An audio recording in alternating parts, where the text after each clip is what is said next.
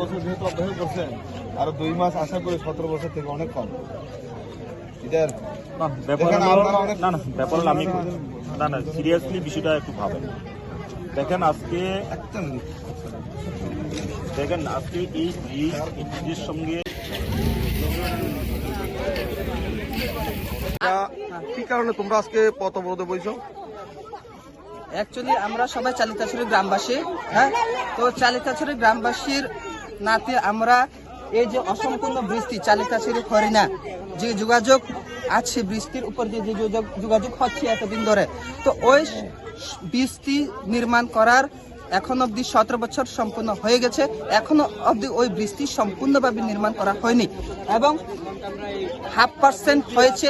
অবশিষ্ট বাকি পার্সেন্ট কখন হবে তার কোনো সিকিউরিটি এখনো সরকার দিচ্ছে না। তো সেই কারণে আমরা পথ অবরোধ করছি এবং এই সড়কের ফলে যদি সড়কটা অতি সত্বর হয় তাহলে যেমন হরিণা বাজারের যে বাজার ব্যবসায়ী অনেক লাভবান হবেন, সাথে সাথে আমাদের গ্রামবাসীরাও অনেক লাভবান হবেন, সাথে সাথে আমাদের যে ছোট ছোট স্কুল পড়ুয়া ছাত্রছাত্রী আছে তারাও অতি অনেক সাধারণভাবে তারা যাতায়াত করতে পারবে। এখন অনেক কষ্ট করে ওরা যাতায়াত করতে হচ্ছে স্কুলে আসার জন্য, তো যে কোনো সময় দুর্ঘটনা অঘটন হয়ে যেতেই পারে।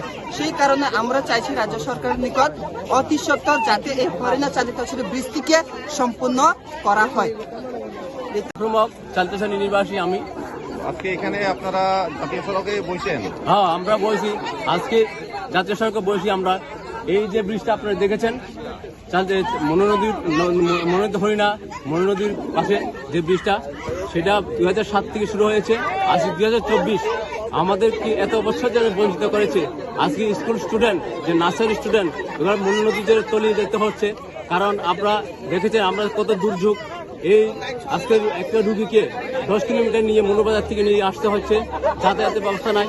এখানে 5টা পঞ্চায়েত আছে আমাদের চালিতাছড়ির দিকে, হারবাতলে, রতনমণি, বেতাকা, ওগুলোকে এই রাস্তার মধ্যে আমাদের মেইন রোড বললে চলে, এইটা মেরুদণ্ড রোড একমাত্র।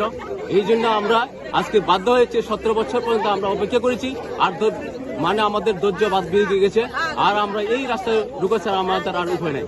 কাজে আমরা আজকে বাধ্য হয়েছি, দলমত নির্বিশেষে সমস্ত অংশের মানুষ আজকে আমরা এক হয়েছি। তাড়াতাড়ি অতি সত্বর সেই ব্রিজটা তৈরি করে দিলে আমাদের মঙ্গল হয়, আপনাদের মঙ্গল হয়, সবার মঙ্গল হয়। আপনারা কটা থেকে এই অবরোধ শুরু করেছেন? আমরা এই সকাল ভোর 6টা থেকে শুরু করেছি, যতক্ষণ পর্যন্ত সেটা আমাদেরকে ডিএম পর্যায়ে প্রতিশ্রুতি দিতে পারবে না ততক্ষণ পর্যন্ত সে অবরোধ থাকবে।